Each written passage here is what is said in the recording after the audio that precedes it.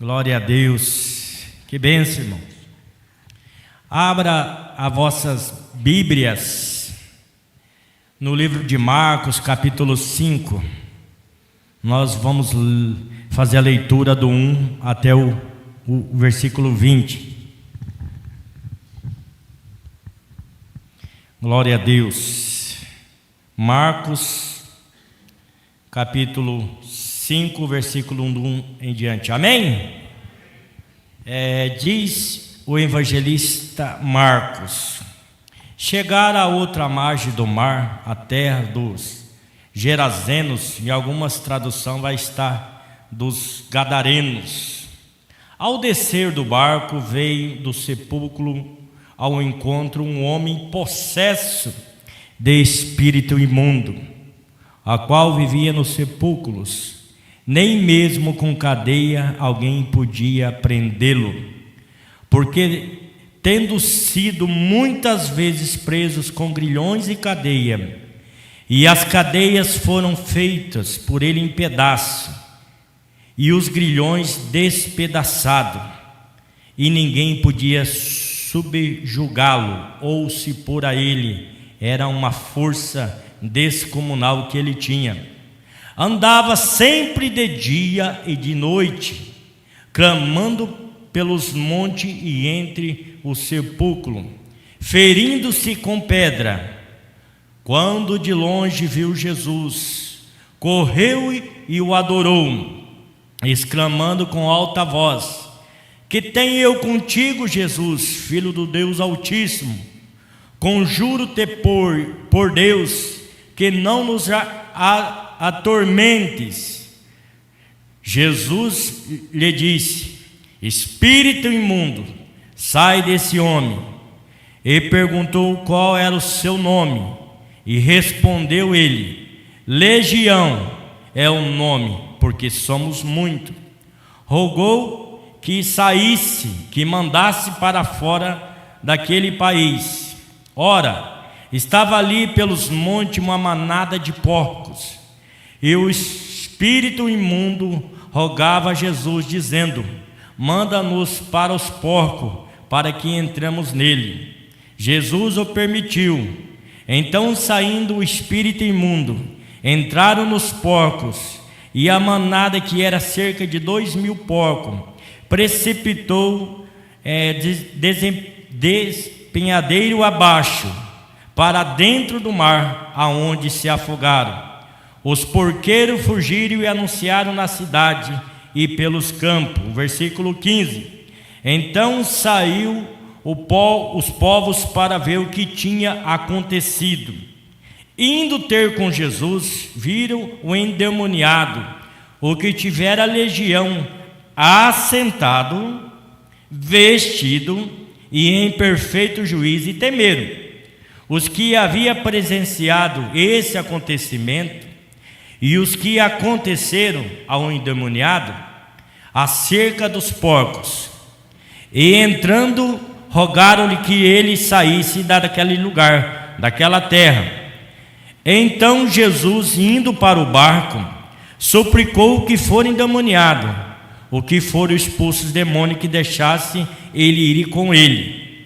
Jesus, porém, não permitiu e ordenou. Ele disse: vai para a tua casa, para os teus, e anuncia tudo que o Senhor fez por ti, e como ele teve misericórdia de ti. Então ele foi e começou a proclamar em Decápolis o que Jesus fizeram em todos, e todos se admiraram. Glória a Deus. Glória a Deus, irmãos.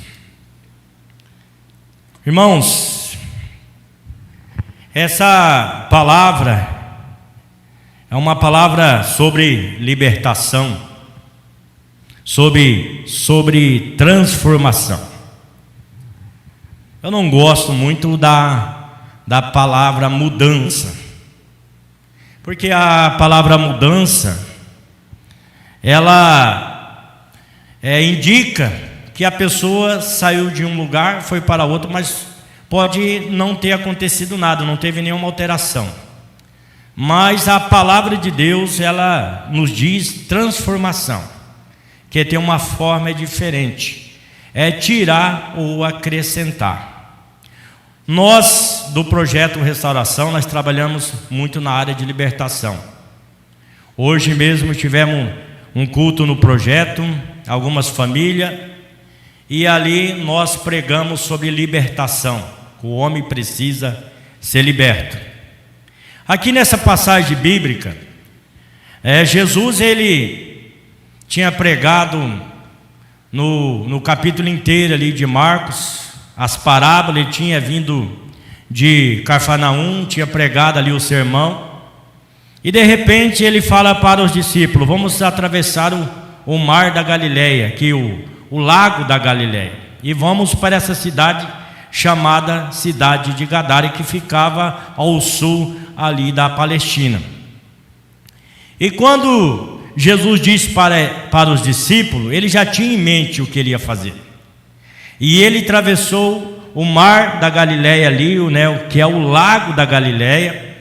A noite inteira teve que repreender a tempestade, e ele fez tudo isso por causa de um homem. Jesus, ele pregava para a multidão, para 5.000 homens, fora mulheres e crianças.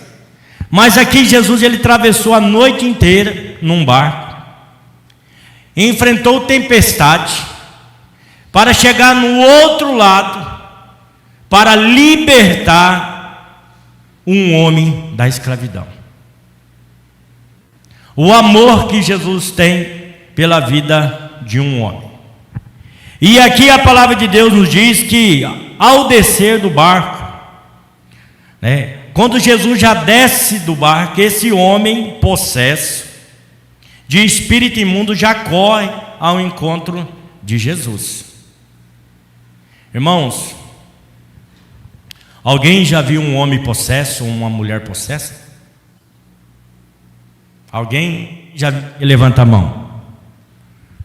O negócio é feio. Uma vez eu e o pastor Juarez, no projeto Restauração, nós ficamos das 8 horas até a 1 hora da tarde, ali orando, colocando a mão e expulsando o demônio de um homem, porque ele não queria entrar dentro da capela. Eu não vou entrar. Porque o espírito imundo não deixava ele entrar. E pensa num homem que era forte, mas não fisicamente, mas ali porque ele estava possuído. Precisou de uns 4 homens para conseguir deter ele. Eu queria falar para vocês, porque uma pessoa possessa quer dizer que ele está possuído, ele está dominado.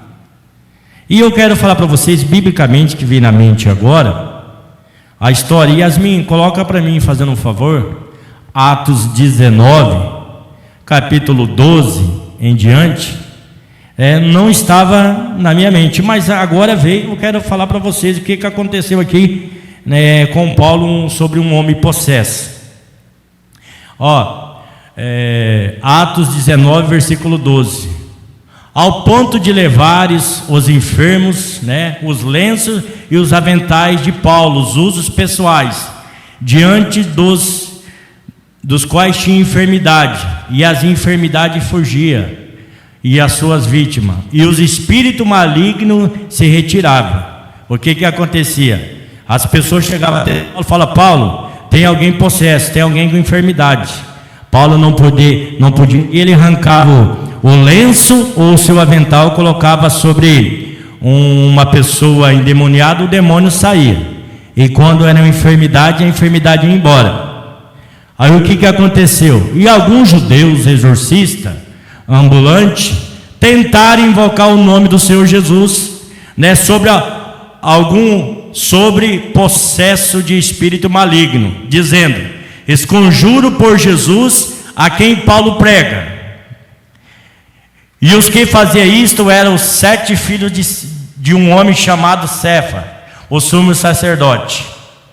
Mas o espírito maligno lhe respondeu: conheço Jesus e sei quem é Paulo, mas vós quem sois?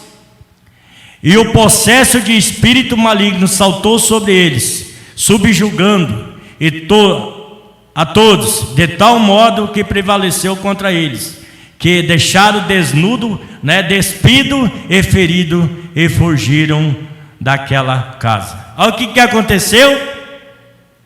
Paulo colocava os aventais, o lenço, o espírito imundo saía e as pessoas eram curadas. E de repente, alguns ali, filho de Cefo, do sacerdote, falaram: não, queremos fazer também. Vamos pegar um possesso aí, vamos lá e vamos colocar a mão. Quando ele coloca a mão sobre um homem possesso e fala: conjura em nome de Jesus a quem Paulo prega. Olha que autoridade que Paulo tinha. Paulo era conhecido no céu e também no inferno. O demoniado fala: não, eu conheço Jesus, sei quem é Jesus, e também sei quem é Paulo, mas quem é vocês? E um homem só, possesso de espírito maligno, deu contra 7 homens, deixaram eles pelados, nu, e eles tiveram que fugir. Imagina só um homem possesso, o que ele faz? Então aqui Jesus, ele está de frente de um homem possesso, de um homem totalmente controlado pelos espíritos malignos. E a palavra de Deus diz que, qual que era o lugar de moradia desse homem? No sepulcro, no cemitério. Olha o que acontecia no versículo 5, no capítulo 5, versículo 4. Porque tendo sido muitas vezes presos com grilhões e cadeia.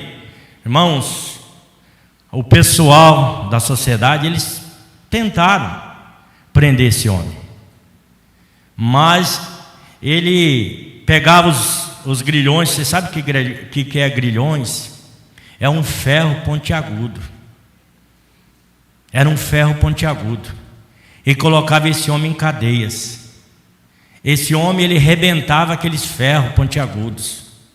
Não tinha cadeia que segurava esse homem. E ninguém podia subjugá-lo, ninguém se colocava contra esse homem. A força dele era muita, ninguém conseguia segurar ele e prender ele. Espírito aqui demoníaco. Ele morava no cemitério. E esse homem tinha família, irmão. Imagina só a situação. Esse homem lá no cemitério, no sepulcro, dia e noite. Imagina a família desse homem passando ali e alguém dizer lá: aquele é filho de fulano, aquele é filho de cicrano, é irmão de fulano. Aquele homem tem a família dele é aquela que mora lá na entrada da cidade. Mas esse homem estava vivendo no cemitério, no sepulcro. E a Bíblia fala que ele andava de dia e de noite, irmão. Esse homem não tinha paz. Esse homem que não tinha dia, não tinha horário, ele andava de dia e de noite, andando. Ele pegava as pedras, a Bíblia fala aqui que ele pegava as pedras, ele se mutilava, ele se feria com pedra. Ninguém poderia fazer nada por ele. Mas Jesus, ele atravessa a noite, pega o barco, enfrenta a tempestade e desce ali na cidade de Gadara com o objetivo de libertar esse homem.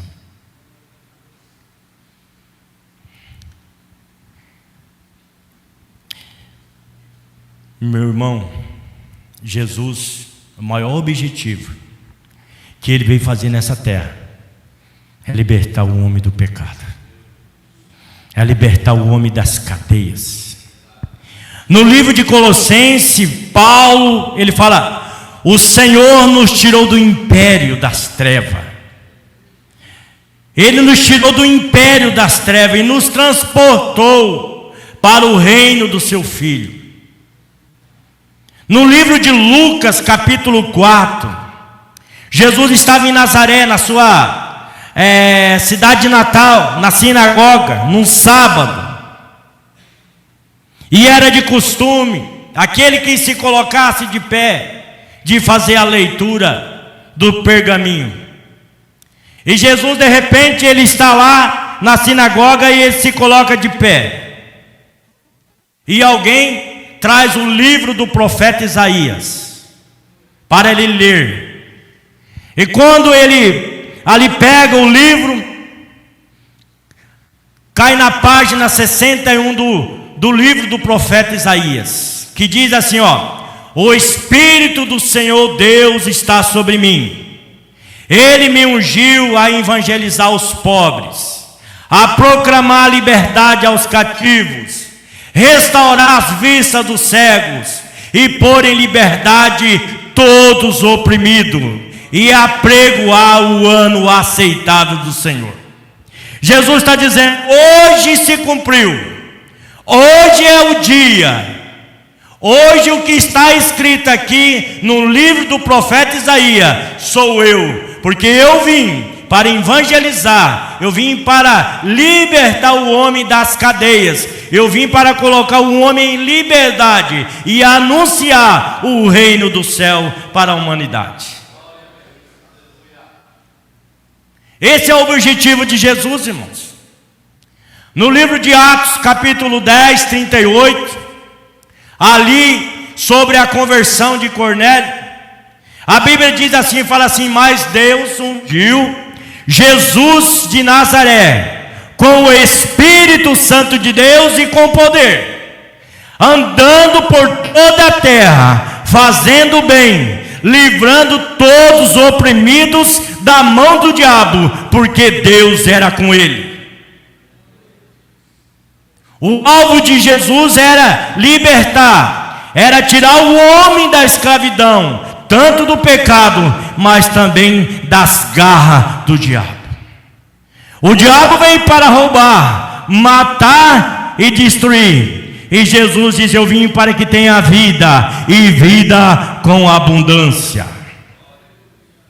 1 João capítulo 3, versículo 8, diz, fala: todo aquele que vive na prática do pecado, todo aquele que vive cometendo pecado, ele procede do diabo.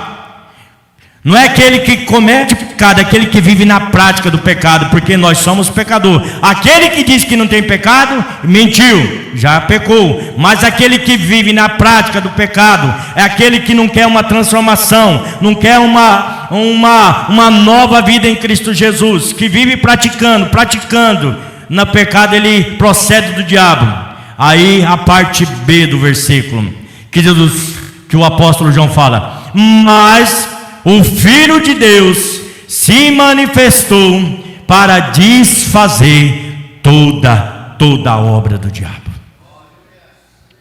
Jesus veio para desfazer. O diabo veio para roubar, ele veio para dar vida. O diabo é mentira, Jesus é verdade.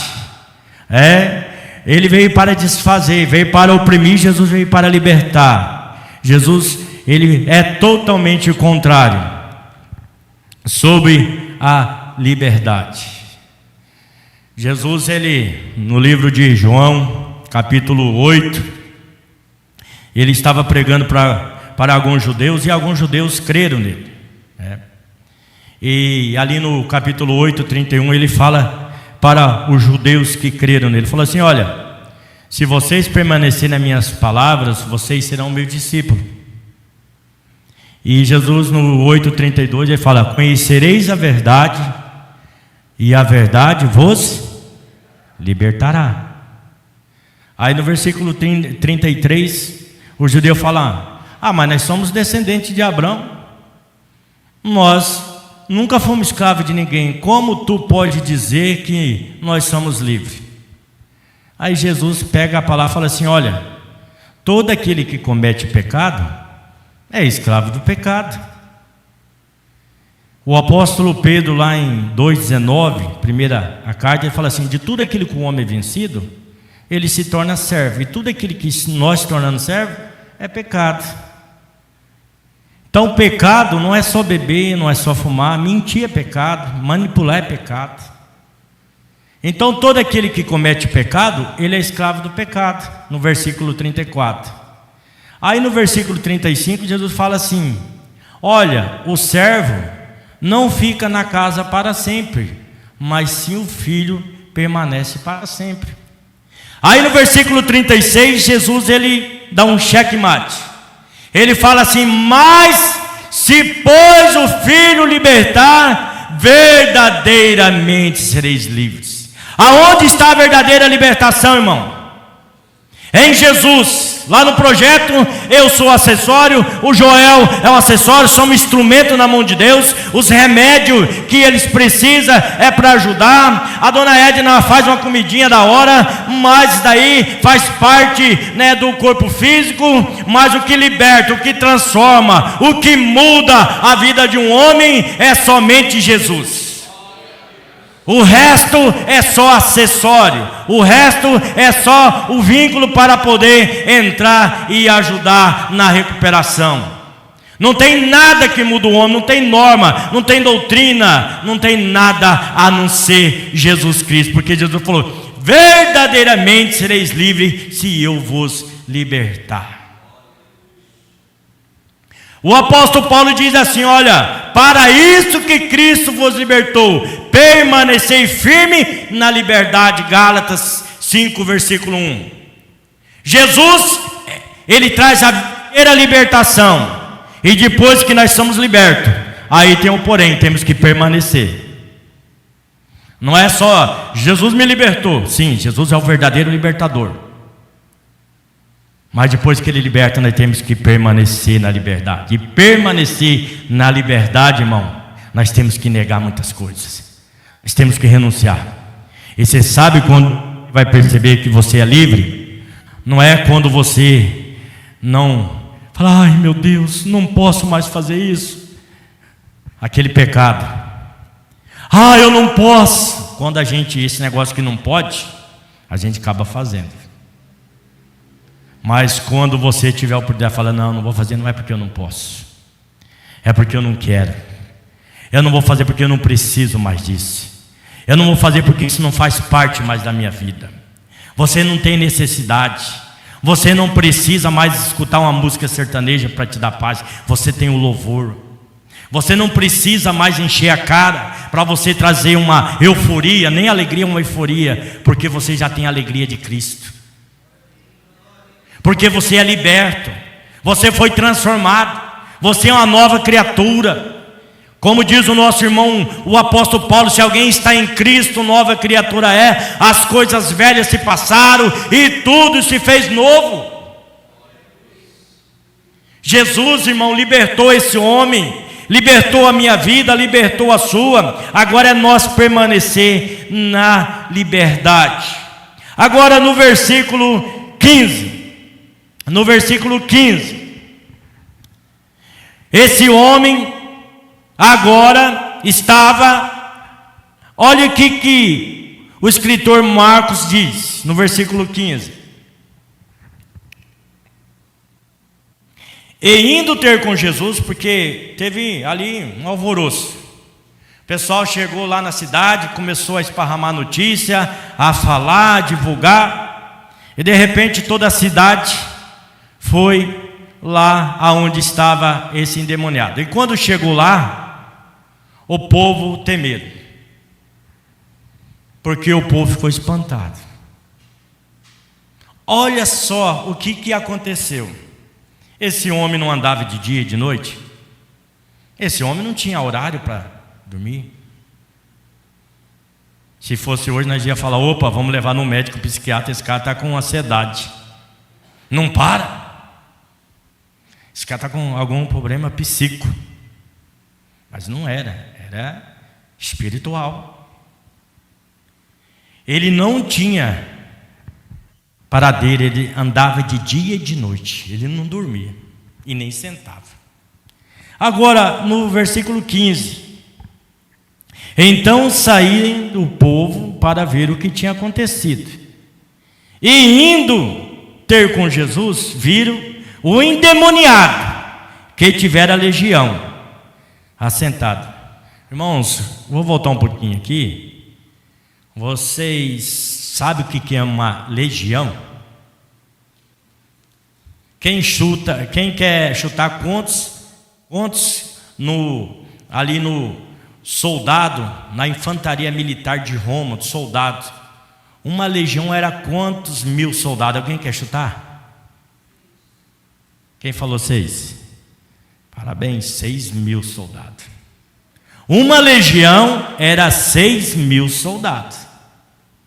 E quando Jesus pergunta para esse demônio, fala, qual é o nome de vocês? Ele fala, o nosso nome é legião, porque nós somos muito. Imagina só que esse homem poderia ter 6.000 demônios dentro do seu corpo. Por que 2.000 porcos foram abaixo? Tanta opressão que era sobre esse homem.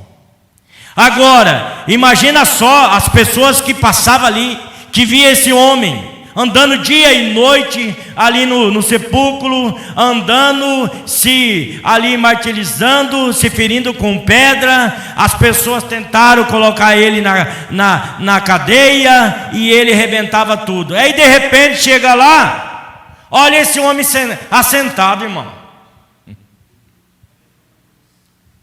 Chega lá, esse homem está assentado quietinho. Aí esse homem também olharam e viram ele vestido. Então ele andava despido, desnudo. Ele andava ali pelado. E também em perfeito juízo, irmão, conversando, falando, dizendo, aonde está a minha mãe, onde estão meus irmãos, falando coisas ali normais como qualquer ser humano.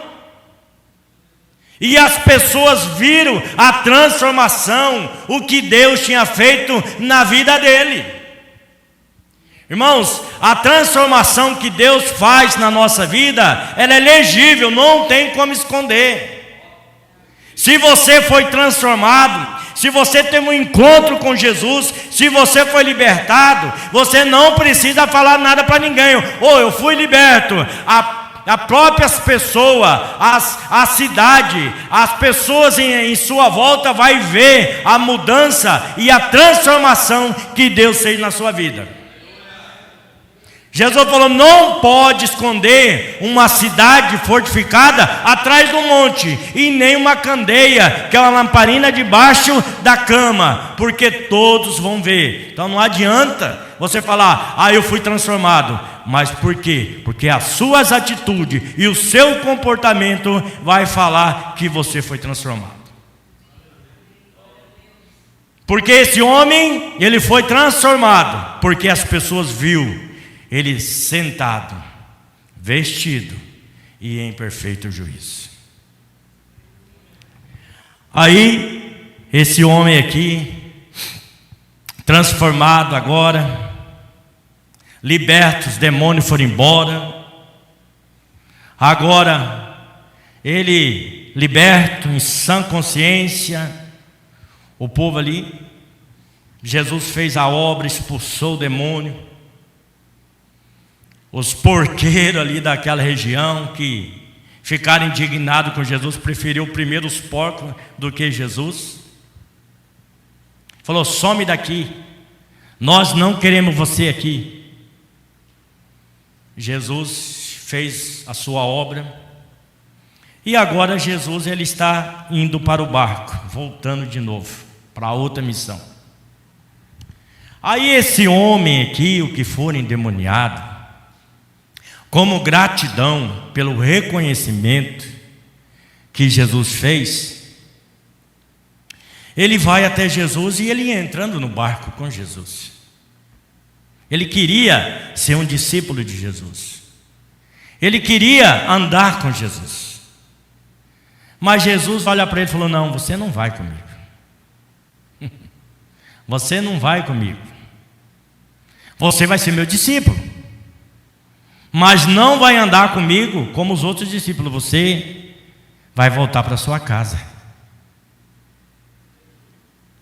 Você ficou tanto tempo longe da sua casa, você ficou tanto tempo longe da sua família, vivendo lá no sepulcro, no cemitério. Agora é a hora de você voltar para sua casa. Agora é a hora de você evangelizar lá na sua casa. Agora é a hora de você chegar lá e falar da misericórdia, da bondade, da compaixão que Deus teve por você. Qual que era o propósito de Jesus? Que ele voltasse para sua casa e começasse a pregar lá. Que ele seja uma bênção na sua casa. Irmãos, Deus tem um propósito para tudo. Deus te libertou, Deus te chamou, Deus te transformou, porque Deus tem um propósito de salvar a sua casa através de você. Deus quer que através de você os seus parentes conheçam o Evangelho. Esse homem aqui agora que morava no cemitério, no sepulcro, longe de casa, agora ele chega na sua casa totalmente transformado, um homem totalmente diferente. E ele começa a pregar ali dentro da sua casa. Imagina só o impacto que era a voz desse homem dentro da sua casa, dizendo: um homem chamado Jesus me libertou, me tirou lá do cemitério, me tirou lá do pecado e transformou a minha vida. Imagina só o testemunho, quantas almas esse homem ganhou para Jesus dentro da sua casa. Esse homem, ele foi uma bênção ali dentro da sua casa. Ele foi uma bênção ali para os seus vizinhos. Imagina só, ele testemunhando, falando do amor de Deus. Ele foi uma bênção ali para aquela cidade de Gadara. Ele foi uma bênção ali para aquela nação Israel. E hoje ele é uma bênção em todo mundo. Porque imagina quantas pregações e quantas pessoas se converteram através das pregações. Até você hoje está sendo abençoado através da vida e a transformação que Deus fez na vida desse homem. Mas Deus quer salvar a sua casa. Deus te levantou como atalaia da sua casa. Deus escolheu você para você dar um início, para levar os seus parentes, os seus queridos para a salvação. Esse é o objetivo, esse é a meta que Jesus fez. Hoje eu estava no projeto e eu estava dizendo que o maior objetivo de Deus, primeiro, é Deus sobre todas as coisas. Depois é a família, irmãos. Depois é a família. E alguém já leu sobre Atos 16 ali, que Paulo e Silas estavam presos. O carcereiro, quando viu o terremoto, o Paulo e Silas, eles iam fugir, mas não fugiram, ficaram ali. E de repente o carcereiro, quando viu que as portas estavam abertas, ele pensou em se matar, tirar a sua vida. Sabe por quê, irmãos? Porque quando um preso fugia em Roma, o carcereiro ele ia ser executado por deixar o preso fugir. Por isso que Paulo e Silas não fugiram. Eles permaneceram ali e falaram: não faça nada disso, que nós estamos aqui, nós não fugimos. E aquele carcereiro falou assim: o que eu devo fazer para ser salvo? Aí Paulo aproveita a brecha, a oportunidade: crê no Senhor Jesus Cristo e será salvo tu e a tua casa. E ele foi para casa, e ali toda a sua família aceitou Jesus como Salvador. E eu vou falar para vocês: sabe aonde que começou a igreja de Filipos? Que hoje nós lemos na Bíblia, Filipenses. Lá na casa do carcereiro, nos grupos, nos PGR, começou um PGR lá, um grupo familiar, e de repente virou uma igreja, que é a igreja de Filipos, que nós lemos na Bíblia. Falei outro também sobre Josué. O povo de Israel, ele entraram na terra prometida, mas não expulsaram os habitantes que tinha lá, os jebuseus, os amorreus, os heteus, a turma dos zeus. Mas era para ter expulsado. E quando eles entraram lá, eles se enturmaram com esse povo, casaram e esqueceram de Deus, abandonaram Deus. E no capítulo 24, 15 de Josué, Josué fala assim: se parece bem aos vossos olhos, servir os deuses além do Jordão, do rio, que os vossos pais serviram. Então serviu eles, porque o Senhor quer saber se você está com Ele ou não.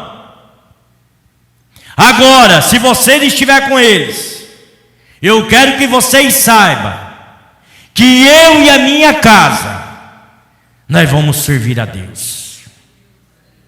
O que Josué fez? Ele se colocou de prontidão, ele assumiu a responsabilidade para ele, e ele diz: olha, eu e a minha casa, nós vamos servir a Deus, nós vamos ficar com Deus.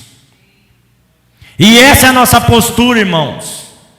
Jesus nos libertou, nos tirou lá do império das trevas, do pecado, pagou um alto preço pela nossa vida, para que nós possamos ser livres e libertos, para que nós possamos levar a nossa família, levar o nosso vizinho. Esse homem, ele foi uma bênção, não somente ali na sua casa para os seus vizinhos, ele saiu pregando em toda a Decápole. Sabe o que era a Decápole? 10 cidades que fazia a essa região. Ele se tornou um pregador, um missionário itinerante que anunciava o reino de Deus, e esse homem se tornou um grande ganhador de alma para Cristo. E é isso que Deus quer de nós. Ele nos libertou, nos transformou, nos tirou lá do pecado, nos tirou lá da sarjeta, lamaçal do pecado, para que nós possamos dar fruto e ganhar almas e trazer vidas para o reino de Deus. Esse é o propósito, esse é o objetivo que Jesus fez, que aconteceu na vida desse homem. Esse homem, ele teve 3 etapas na sua vida: um homem possesso, um homem endemoniado, morando no sepulcro, um homem liberto por Cristo, e também um homem abençoado, um homem pregador, um homem usado por Deus no Evangelho. Para isso que Ele chamou você, irmão, é um chamado.